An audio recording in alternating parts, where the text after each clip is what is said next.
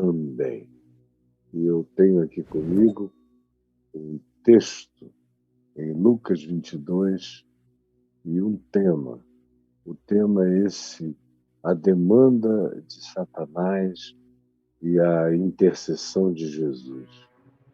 E foi uma coisa que aconteceu na vida de Pedro e daqueles 12 apóstolos. E Jesus está andando para a cruz, praticamente. Ele está na ceia e de lá ele vai descer do alto da cidade, do cenáculo, para o jardim do Getsêmani. E vai atravessar o ribeiro do Cedron, vai chegar no Getsêmani, e depois, do Getsêmani, ele vai ser levado através do Cedron para a casa do sumo sacerdote, no sopé da montanha, onde Jerusalém está erguida, da plataforma onde ela é erigida, e ali que era a casa de Caifás. Então, é uma viagem onde Jesus provavelmente passou na frente da casa do sumo sacerdote indo, e depois do Getsêmani foi levado de volta para lá, que era o lugar onde ele passaria aquela primeira noite, sendo interrogado, espancado e tudo mais. E antes disso, ele está na última ceia com os discípulos, advertindo-os, e é no ambiente dessas advertências que aparece o que eu vou ler para você e para nós aqui agora hoje. Está nesse verso 31 do capítulo 22. Olha só. Simão, Simão, eis que Satanás vos reclamou para vos peneirar como trigo. É uma fala de Jesus para com Pedro. Mas a advertência que ele traz é plural. Simão, Simão, olhando para ele, é particular. Porque vai ter um desfecho particularíssimo essa conversa, essa exortação. E ela inicia com essa evocação de quem Simão era em relação àquele grupo e quem Simão era em relação a Jesus. Simão, Simão, eis que Satanás. É uma coisa solene, mas aonde genuinamente a presença de Satanás, do adversário, do opositor, do antagonista invisível, espiritual, difuso, frequentemente indetectável, vem contra a existência da gente, isso tem que ser tratado de maneira solene, de maneira séria. Tem gente falando em Satanás o dia inteiro e não é nada, é só desatenção. Deu uma topada, o diabo me fez dar uma topada. Bateu o carro porque estava distraído, pensando, sabe Deus onde. Aí foi Satanás que me fez bater o carro. Aí teve um impulso raivoso, fez o que não devia, foi Satanás que me fez fazer. Satanás, dá até pena de Satanás, dessa figura satânico-diabólica, porque ela é usada como se fosse uma divindade onipresente, onipotente, onisciente, e de uma perversidade incontrolável, um cara que não se segura no desejo de fazer o mal, que nem usa a inteligência.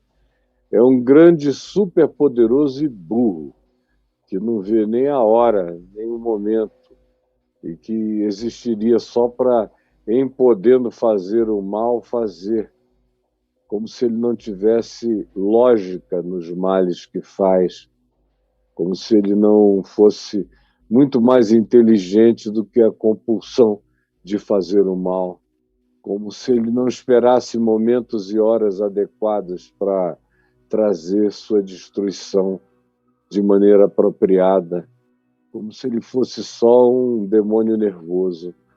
Mas quando se trata de Satanás, diminua as suas alusões, porque ele não é onipresente, ele não é onisciente, ele não é onipotente. Graças a Deus, só há um com esses atributos, e ele é amor e não abusa. Ele é o criador da vida, ele quer preservá-la. Ele não vem para matar, roubar e destruir. Agora, Satanás quando vem, vem e vem. E vem mesmo. E as intenções são pré-definidas. Mas ele não vem toda hora, porque ele não está toda hora em todo lugar, ele não tem essa capacidade. O que você atribui a Satanás na sua vida, pode ter certeza, 99% das vezes tem a ver com você e só você. Satanás não foi nem apresentado a você ainda. Tem 7 bilhões de pessoas no mundo, ele é uma criatura veloz, ubíqua, capacidades de presença numa velocidade extraordinária, mas é uma criatura poderosa, potente, mas não tem essa capacidade toda. E nesse momento aqui, essa solenidade de Jesus, porque é um momento dos mais solenes no Evangelho. Jesus, em momento algum, fala com nenhum dos apóstolos assim. Simão, Simão. É um momento especial. Satanás, eis que Satanás vos reclamou. E é plural a expressão. Jesus fala individual e pessoalmente com Pedro, com Simão. Mas a fala acerca de Satanás é uma fala soleníssima, se pluraliza na sequência. Satanás vos reclamou. Ele quer fazer de vocês verdadeiros Jóis. Parece a história de Jó, com Satanás indo à presença de Deus fazer demanda acerca de Jó, quando Deus diz: tu viste o meu servo Jó, como ele anda comigo? Satanás disse: é porque tu não tocaste nele para valer. Me dá essa liberdade de tocar nele, me dá essa permissão de mexer com ele, ou de mexer com todos eles, esses apóstolos agora, no caso. Não fica nenhum, ninguém aguenta, todo mundo vai surtar. E essa era a demanda. E aparentemente essa permissão foi dada. Satanás vos reclamou. Disse assim: não, eles andam por aí expulsando demônios porque eles têm o teu poder, porque tu os empoderaste, porque tu os autorizaste. Agora, eles não são de nada, eles não aguentam coisa alguma. Deixa eu demonstrar para ti, na tua cara, diante dos teus olhos, como esse pessoal que deixou mulher, filhos, negócios, trabalho, empresa, atividade, dos mais variados tipos, relacionamentos, tudo para trás, em Cafarnaum, em Betsaida, em Corazim, na Galiléia, na região inteira à volta, esses que aparentemente se entregaram a uma fidelidade total, estão andando contigo há 3 anos pelo caminho. Deixa eu te mostrar, só para tu veres que eles não são de nada, não aguentam coisa alguma. Deixa eu passá-los na peneira, deixa eu dar uma joeirada neles para ver o que fica. Provavelmente tu vais ver que só tem joio aí, não tem trigo. E essas demandas de Satanás não são frequentes, são muito ocasionais. E elas não vivem acontecendo em relação a cada pessoa da Terra. Elas acontecem com algumas pessoas, em alguns momentos, em algumas horas. Tem muita força do mal à nossa volta, como Paulo diz em Efésios 2. Espíritos que atuam, são poderes de forças mediúnicas, de seres e criaturas diferentes que agem no mundo. Efésios 2 descreve isso assim com uma clareza enorme. Depois do capítulo 5, a ênfase de Paulo, de que a nossa luta, início do capítulo 6 em Efésios, não é contra carne nem sangue, mas contra principados e potestades, no geral. Agora, aqui é algo específico que tem um nome que não é generalizado: principados, potestades, forças do mal. Não, é Satanás. Ele próprio fez uma demanda, querendo mostrar que vocês não aguentam, não suportam nada, como se Jesus precisasse dessa informação. Ele sabia, ele nunca não soube tudo sobre eles, e sobre nós, e sobre mim, e sobre você. Eu não sei quem aqui hoje, sincera, honesta e verdadeiramente, está sendo demandado por forças e poderes espirituais. Mas quando isso acontece, normalmente é porque você está vivendo e buscando viver de modo relevante, de modo significativo. Quem já vive de modo irrelevante está nas mãos de si mesmo.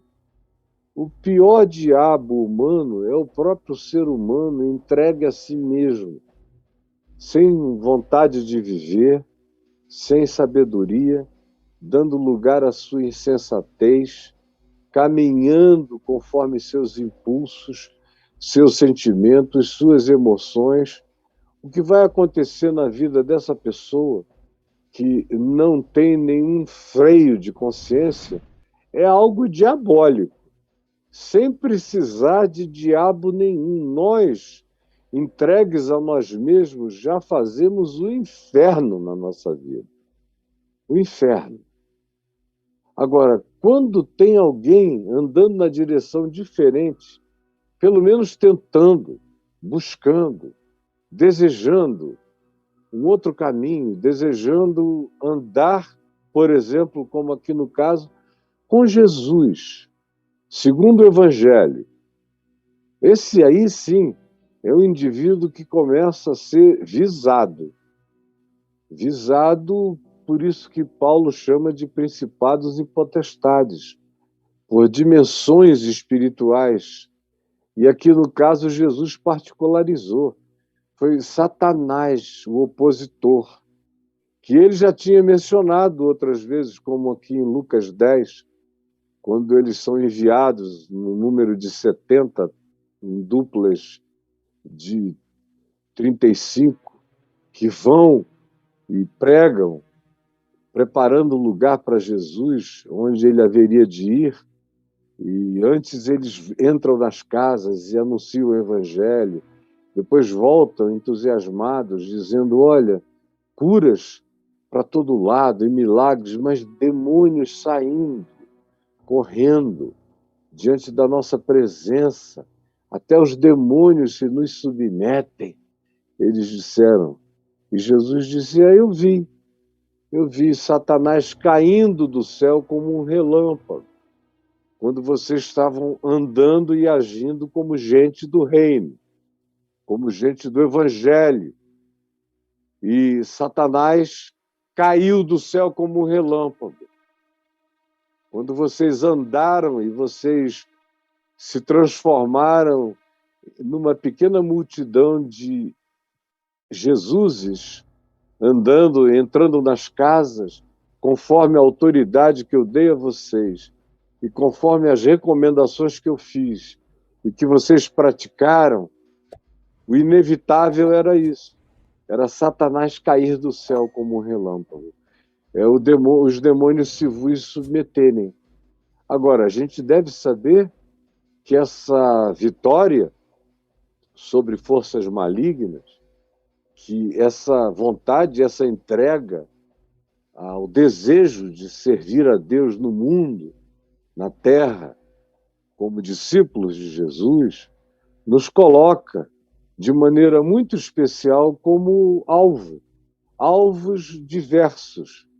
Aonde quer que haja alguém que se levanta com disposição, com aquela determinação de viver e de servir e de andar com Jesus e conforme o Evangelho, conforme o amor de Deus, venha praticá-lo na vida, com toda a alegria e disponibilidade do coração, esse precisa saber que, na medida em que os demônios se nos submetem, Satanás se torna cada vez mais adversário desses que vão destroçando forças malignas, forças da morte, desses que cobrem gente com frio, desses que alimentam famintos, desses que socorrem a alma angustiada, desses que andam na direção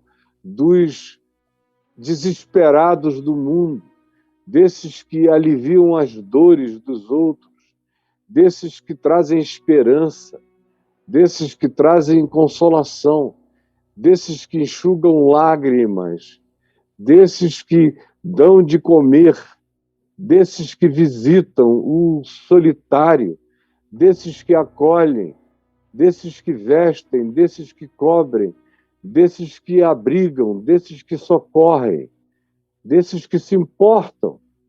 Essas pessoas que, infelizmente, são poucas, comparada com a população mundial, são poucas.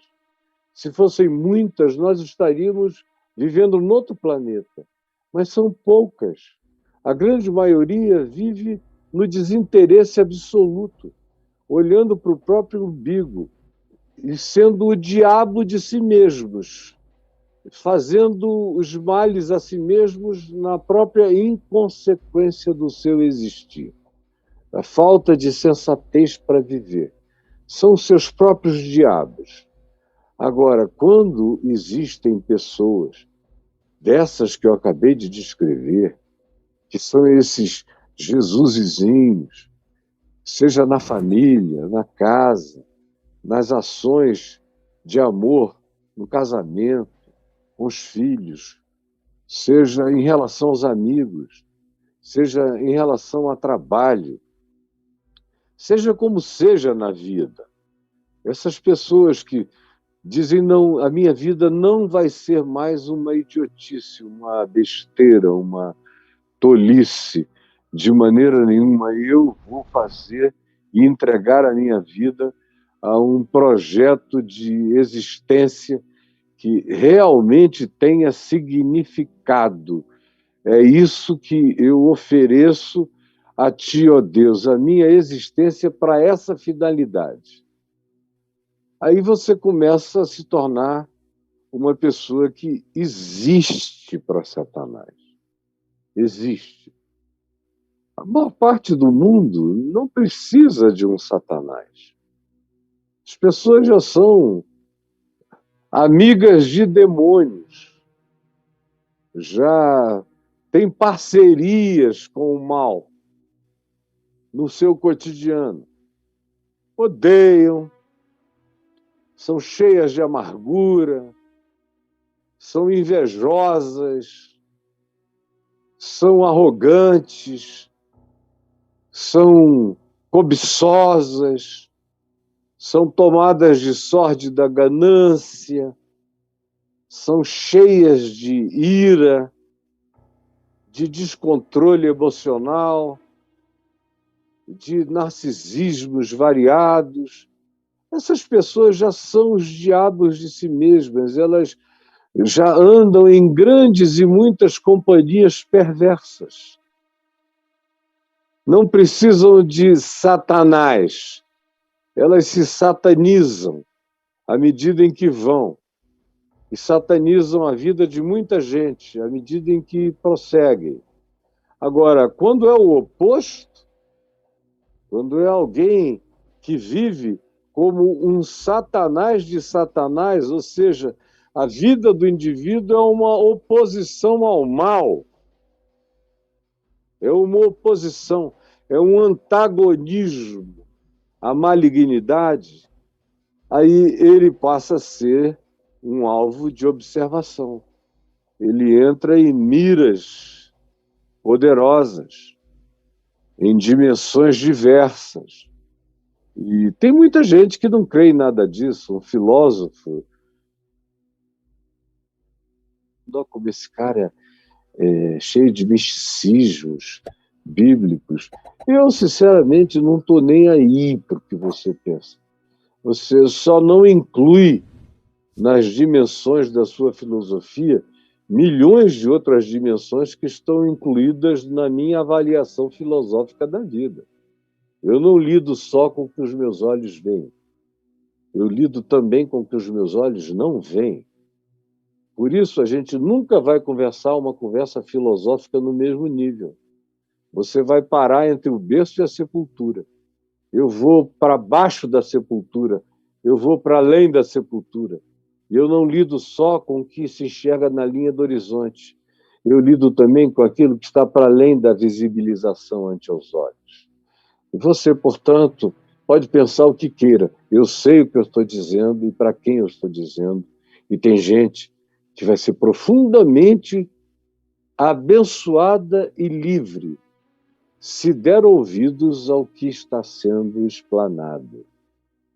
Simão, Simão, Satanás reclamou a vocês todos, a esse grupo, do qual tu és um líder natural, pela tua personalidade, pelo que tu provocas nos outros, que te olham e que convergem para ti. Mas esse povo que está aqui com a gente, andando conosco, se tornou completamente diferente, ou como se diz hoje em dia, diferenciado para o mundo espiritual por causa do desejo, do bem plantado no coração, o que não é uma coisa que acontece no coração de muita gente. Está acontecendo no coração de vocês, que estão comigo, na minha intimidade, buscando cada vez mais essa proximidade. Então vocês ficaram na linha do tiro. Tem um sniper mirando em todos vocês. E eu estou te dizendo, falando isso contigo agora, Pedro, Simão, que Satanás vos reclamou para passar vocês na peneira para ver o que sobra, me dizendo, não vai ficar nada, só tem joio aí. Eu, porém, diz Jesus, e é isso que salva a vida, esse eu, sendo eu, ele, eu,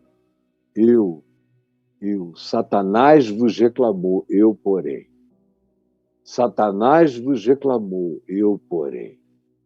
É aí que reside a minha salvação. Nessas lutas da existência, as visíveis e as invisíveis. Porque eu não luto só em relação a coisas que eu vejo, mas eu tenho lutas contra coisas que eu não vejo. As minhas lutas, como Paulo disse, não são só contra carne e sangue, contra coisas de materializações de fenômenos históricos e humanos. Não são só em relação a isso, são também em relação a isso. Onde o mal habita também, porque o mundo jaz no maligno. Ele por si só já jaz no maligno. Mas há coisas especiais, especialmente para quem discerne isso, que o mundo jaz no maligno. Essas pessoas começam a enxergar o que o mundo inteiro não enxerga. Começam a ver o que a maioria esmagadora não percebe, nem quer ver, nem admite. Nem admite. Mas quando alguém enxerga, quando alguém começa a ter vitórias sobre o mal, ele se torna uma pessoa que vira personalidade perceptível e definida para interesses de natureza invisível na existência de cada um de nós. Satanás demandou, reclamou a vida de vocês, fez uma demanda, dizendo assim, com teu poder para expulsar demônios, para curar doentes, Satanás diz, até eu. Assim não vale. Deixa eles comigo. Cria uma circunstânciazinha onde a tua presença seja fragilizada ante os sentidos deles. Onde eles achem que não contem com o teu backup. Porque quando eles andam por aí expulsando demônios, eles sabem que tu os enviastes. Mas se eles tiverem uma sensação, uma impressão de solidão, de abandono, aí vai ser uma outra coisa completamente diferente. E tu vais ver que eles não aguentam o tranco. Aí entra esse eu, porém. Satanás vos reclamou, eu, porém. Eu, porém, roguei por ti. É interessante, preste atenção, a demanda é coletiva. Satanás vos reclamou, o grupo inteiro, para vos peneirar como um trigo. Eu, porém, roguei por ti, Simão. Vocês todos vão experimentar isso. Todos vocês. Mas eu fiz uma intercessão pessoalizada ao meu Pai em teu favor, por ti, que naturalmente lideras esse grupo, que andas adiante, que tomas a palavra, que sugeres, que falas, que tens coragem de acertar e de errar, como tem se demonstrado durante esses anos juntos. Eu roguei por ti, para que na tua relatividade, a tua fé, que é pequena, como Jesus mesmo já tinha dito a ele, porque ele teve a coragem de tentar andar sobre as águas, teve também a dúvida que o fez afundar. E Jesus o colocou de volta e o levou para o barco e disse, tu és um homem de pequena fé, por que duvidaste? Eu, porém, roguei por ti. Pelo que há de fé em ti, eu sei que há. Apesar da tua relatividade, eu sei que há fé em ti. Eu roguei por ti, por essa fé que existe em ti. Por menor que ela seja, ela é útil, ela é poderosa. E eu roguei por ti, para que a tua fé não desfaleça, não morra. Eu roguei por ti, para que a tua fé não desmaie, para que a tua fé não desfaleça. Tu, pois, é interessante, eu, porém, a primeira adversativa contra Satanás vos reclamou, eu, porém, roguei por ti. E agora tem um tu, pois, é uma segunda ação de adversativa contra a ação maligna. Eu roguei por ti, eu, porém, roguei por ti, para que a tua fé não desfaleça. Tu, pois, começa com eu, porém, agora tu, pois, porque eu orei por ti, roguei por ti, para que aconteça o que aconteça, a tua fé não acabe. Não tenha um desmaio mortal. Eu roguei por ti. Agora tem a tua parte. Tu, pois. Eu, porém, tu, pois. quando te converteres, quando passares pela peneira, e vai sair muita tolice, muita bobagem, muito joio. Vai ser peneirado, vai ser tirado quando tu atravessares pelo corredor polonês do inferno, apanhando de todo lado. Tu vais atravessar, mas tu vais passar. Tu não vais desfalecer. Tu podes experimentar o que tu experimentares, mas eu roguei por ti, pela tua fé que eu conheço, que é pequena, mas é real, é sincera e verdadeira. Tu, pois, quando passares por isso, o que vai converter tua mente, vai converter teus pensamentos, vai converter a tua autopercepção, vai fazer tu te enxergares de um outro modo, vai diminuir as tuas arrogâncias, as tuas vaidades, os teus arroubos, as tuas soberbas, as tuas infantilidades, todas essas coisas vão ser arrancadas. Sem que Satanás perceba, ele vai estar fazendo um trabalho maravilhoso para ti, porque eu roguei por ti. A diferença total é essa. É Satanás tentando destruir alguém em relação a quem Jesus rogou por ele. O resultado disso é a produção de uma vida melhor, maior, mais rígida, mais forte, mais intensa, mais lúcida, mais consciente. Eu, porém, roguei por ti.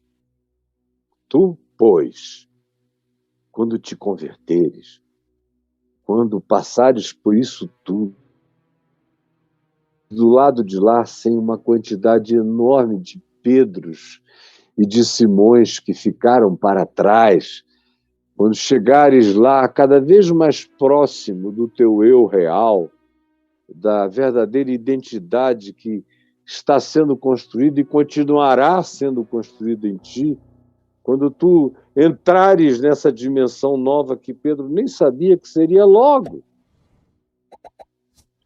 fortalece os teus irmãos, reúne esse grupo, chama todo mundo, não deixa que eles se dispersem, como vai acontecer com todos, porque esse mal virá sobre todos, é uma angústia e é uma ação de oposição, de morte sobre vocês todos. E você mesmo vai experimentar o que você nem imagina. Você está pensando que andar comigo é só expulsar demônios? Você vai conhecer a força violenta do opositor de Satanás e tu vais arrebentar. Tu vais surtar. Tu vais conhecer a tua própria fragilidade, a tua fraqueza. Agora, fica sabendo que eu roguei por ti, para que isso não seja definitivo, para que a tua fé se levante, para que tu te ponhas em pé. Eu roguei por ti, em teu favor, para que você não perca o ânimo para sempre, para que você não desista de crer e para que você não desista de si mesmo. Eu roguei e eu pedi ao Pai para que você não desista de ser dele, nem de ser você para ele, nem de ser você para os irmãos, nem de ser você mesmo para o próximo. Agora, quando tu passares por isso, e a tua mente se abrir, e tu enxergares que tu atravessaste o inferno, põe-te em pé e fortalece os teus irmãos. Aí Pedro fez como muita gente faz. E ele teve a coragem de fazer isso para Jesus. Tem gente que acha que é invulnerável, que já chegou no nível, já teve tanta intimidade com Deus, que nada mais vai atingi-los na vida. Eu já vivi essa ilusão. Servi a Deus com todo o meu coração, com toda intensidade, não por 3 anos e 3 meses, como era o caso de Pedro aqui, mas por 25 anos, em jejuns, em orações, em pregações o dia inteiro, às vezes 13, 15 vezes num dia, para milhares, para milhões, o tempo todo, expulsando demônios, orando por doentes, consolando aflitos, as filas que não acabavam no mundo inteiro, aonde ia, isso acontecia.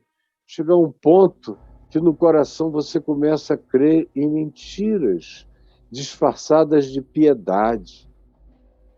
E que mentiras se disfarçam de piedade?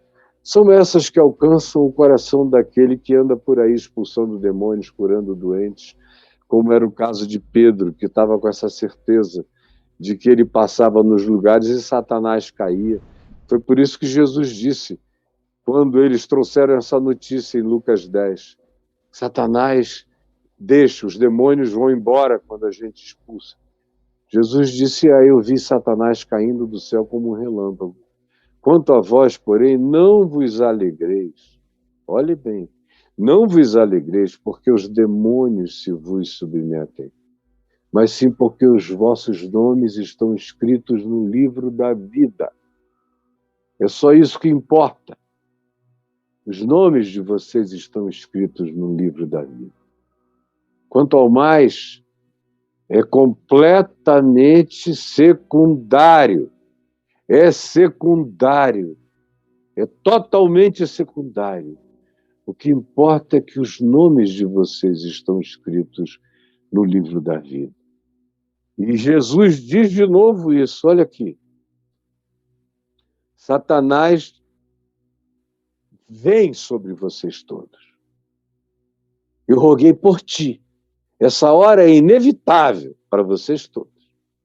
Tem certas horas que são inevitáveis, que Satanás vem mesmo. E o que ele faz não é pedir que Satanás não venha, nunca. Satanás tem que vir. Eu preciso passar pela peneira de Satanás. A minha relevância faz Satanás demandar a minha vida, como já demandou muitas vezes a minha vida. Você não vive para Deus de maneira incólume. Você não vive para Deus de verdade, sem ser só uma meninice, uma meninada, mas como gente adulta, lúcida, consciente, perturbadora nas dimensões do mal, sem que você se torne um alvo. É absolutamente natural que seja assim. Se não for assim, tem alguma coisa errada com o significado do que eu faço. Mas se o que eu faço tem significado de vida, pode ter certeza que Satanás fará demandas. Como fez muitas sobre a minha vida, e como fez algumas nas quais eu sucumbi. Eu atravessei e não aguentei. Mas Jesus disse, Caio, Caio, Satanás vos reclamou, a ti e a toda essa geração, para vos peneirar como trigo. Eu, porém, roguei por ti, para que a tua fé não desfaleça. Tu, pois, quando te converteres, fortalece os teus irmãos. Põe-te em pé e fortalece, porque a maioria deles vai ser dispersa, a maioria deles vai perder o ânimo para sempre. Põe-te em pé e fortaleces. Aí vem Pedro e diz, não, Senhor, Eu estou pronto a ir contigo tanto para a prisão como para a morte. Ele já sabia que tinha uma prisão certamente aguardando, e a morte era iminente diante de tudo que eles próprios tinham visto. Mas eles não queriam aceitar. Eles achavam que haveria um jeito a ser dado ainda. Mas Jesus disse a Pedro, a Simão: eu te afirmo, Pedro, que hoje 3 vezes me negarás que me conheces antes que o galo cante. Então, para de besteira, encara a realidade, rapaz, porque não vai ser fácil. E tu não vais ficar incólume, mas tu vais te converter. Esse mal vai te melhorar. São aqueles males que o Velho Testamento fala, de males que vêm da parte do Senhor. O pessoal fica grilado, como é que pode? Se Deus é Deus, consentir males e males que vêm da parte de Deus. Graças a Deus por esses males que vêm da parte do Senhor. Porque justamente é por esses males que vêm da parte do Senhor que frequentemente a nossa vida melhora. Quando a gente se converte, quando a gente processa, quando a gente se enxerga. Porque esses males têm o poder de nos destruir ou têm o poder de nos melhorar de maneira extraordinária, de produzir conversões na conversão. Como há uns 4 dias eu estava conversando com a minha mulher, e essas conversas que vão ficando cada vez mais íntimas entre casais, e eu falei para ela, acho que a última coisa que faltava eu falar para ela que tinha acontecido na minha vida quando Satanás me reclamou para me peneirar como trigo, a mim e a minha geração inteira. E aí eu contei algumas coisas a ela que eu nunca tinha contado para ninguém. Algo que aconteceu comigo de 97 até o final de 98 e meio de 99 por aí. Mas eu narrei e ela ficou ouvindo e disse, mas que coisa, eu sabia. Eu falei, como? Ela falou, não, eu só intuí, mas eu sempre soube, para mim faz parte, é normal. E aí a gente começou a conversar e ela falou, mas deixa eu te dizer uma coisa, nada podia ter sido melhor para você. Porque você... Aí ela me perguntou, você acha que você seria o homem que você se tornou depois de passar pela peneira de Satanás como você passou? Você acha que aquele Caio de antes tinha equivalência com esse Caio de agora? Eu falei, de jeito nenhum. Aquele Caio de antes estava cheio de Deus, sincero, cheio do Espírito Santo, pregava com lucidez, com sabedoria, com unção, com graça, mas ainda era um menino que começou a pregar com 18 anos e ficou adulto no ano seguinte e virou velho 5 anos depois e foi tratado como uma figura de 200 anos por todo mundo no resto da vida, mas não tinha tido a chance real, concreta, espaço-temporal de viver coisas que iriam mudar você como consciência madura e adulta. Aí ela disse, pois é. E eu acho que isso tudo veio acontecendo de 98 para frente. Você sofreu muitas conversões. Depois que eu te conheci, eu vi conversões, mas a maior de todas, de fato, que eu olhei e falei, meu Deus, o que é isso? Foi quando o teu pai morreu. e você ficou 2 meses com ele morrendo, vocês dois, naquela troca íntima, profunda, espiritual e cheia de milagres e de sobrenaturalidades. E você foi enfiando a cara no céu junto com ele. Aquilo foi de uma intensidade que, quando você voltou de lá, você parecia uma outra criatura, que você tinha atravessado mundos com ele. Voltou diferente. Você não concorda? Eu falei, concordo. E a gente saiu daqui e 1 mês e meio depois nós estávamos em Israel. Depois de um longo período que eu fiquei sem ir a Israel, 9 anos, sem querer ir, sem querer fazer nada do que eu fazia antes, eu voltei. E foi uma volta como a primeira.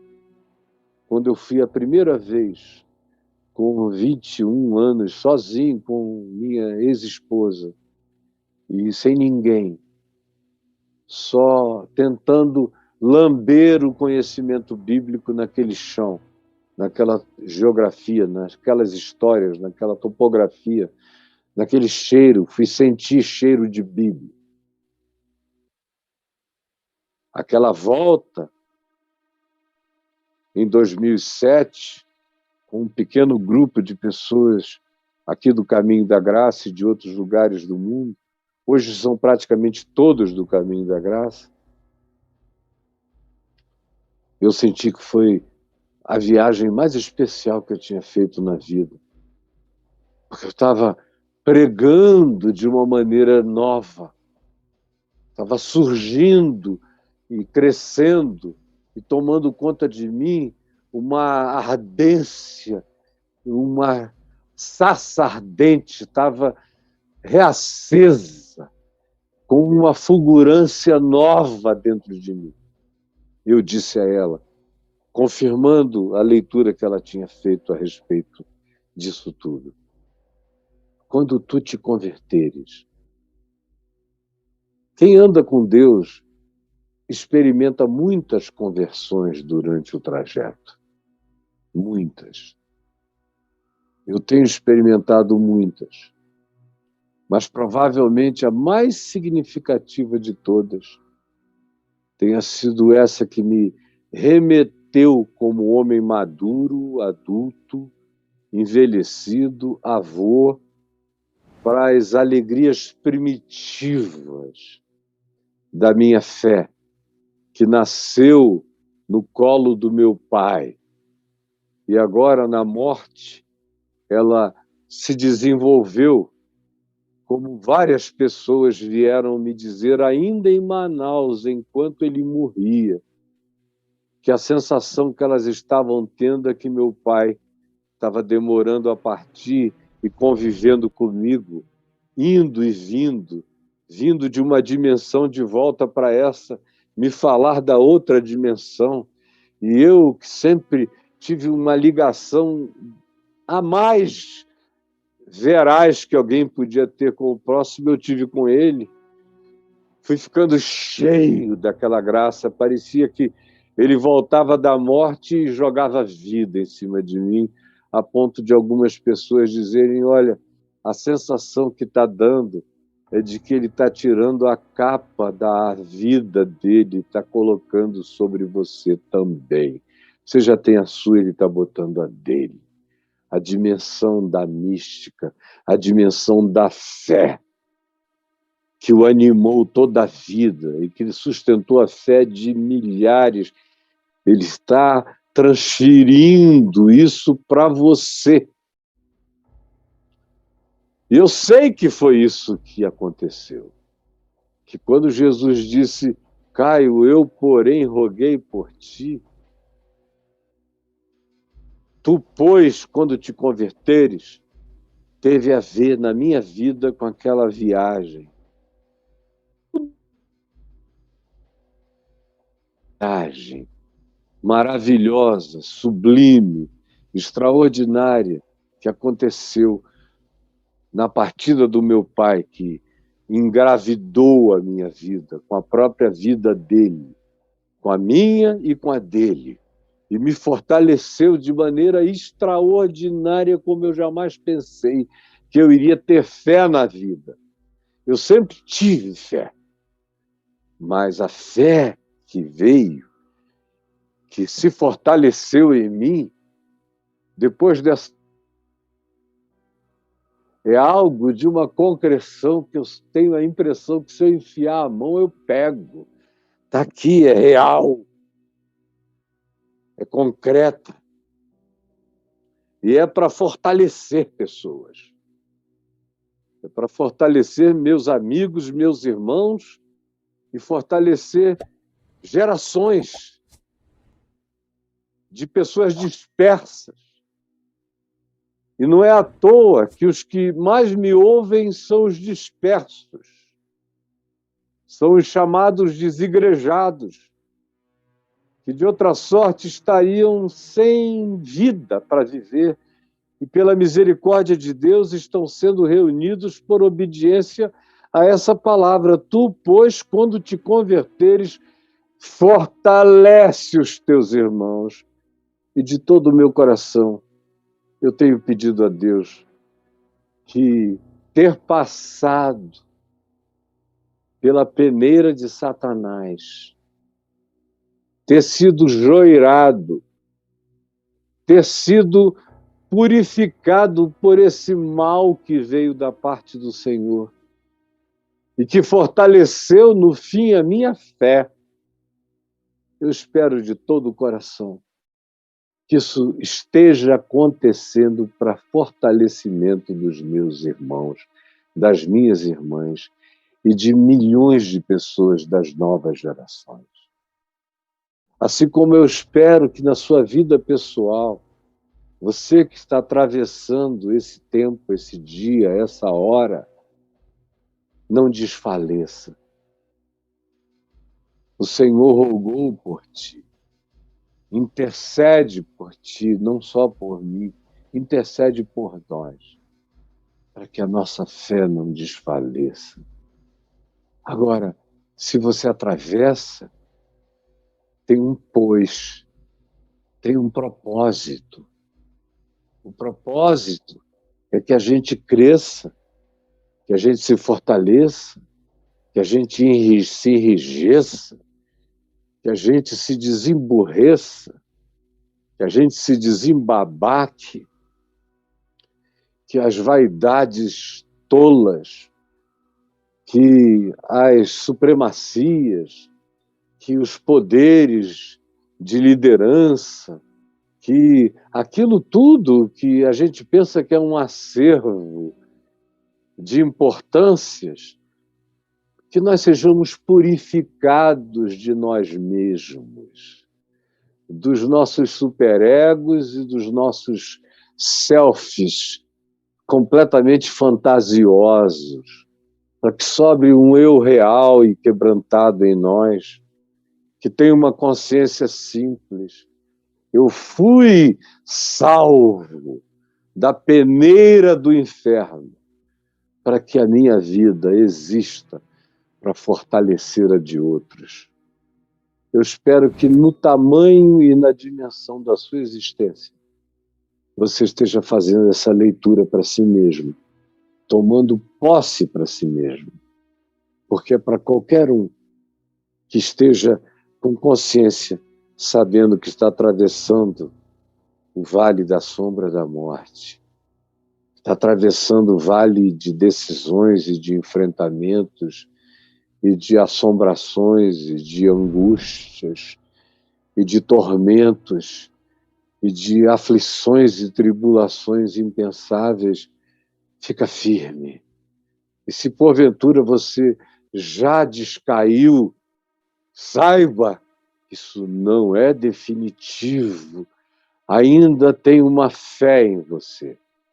Por menor que ela seja, ela é objeto de uma intercessão de Cristo em teu favor, para que tu não desfaleças, mas para que toda essa força natural da tua vida seja tomada por uma graça sobrenatural e tu ponhas a ti mesmo de pé e fortaleças os teus irmãos no mundo, na vida. Faze isto.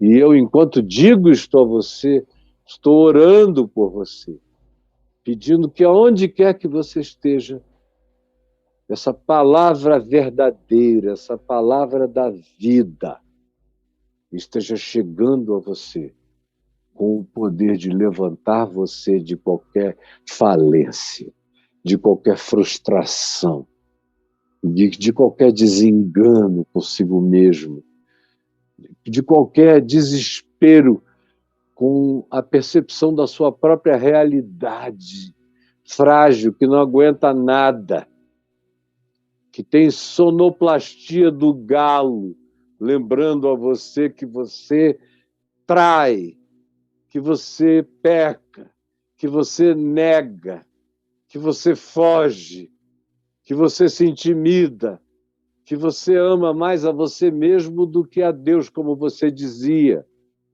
que você não é quem você pensava que fosse e que você tem que andar com outro espírito, num outro quebrantamento, numa outra percepção de si mesmo, e com essa finalidade não de ser o líder dos irmãos, mas de ser o fortalecedor da fé de milhares e de milhões. Mesmo que te vejam diferente, levanta e fortalece a fé dos que precisam ser fortalecidos.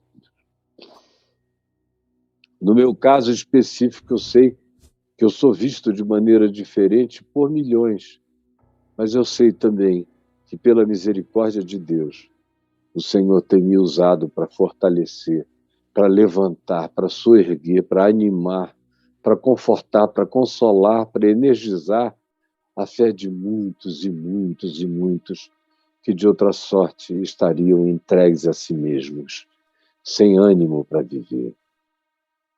Jesus, que essa palavra se realize em todos os seus efeitos de vida, de fé, de fortalecimento e de alegria no espírito para quem estava totalmente fracassado e falido.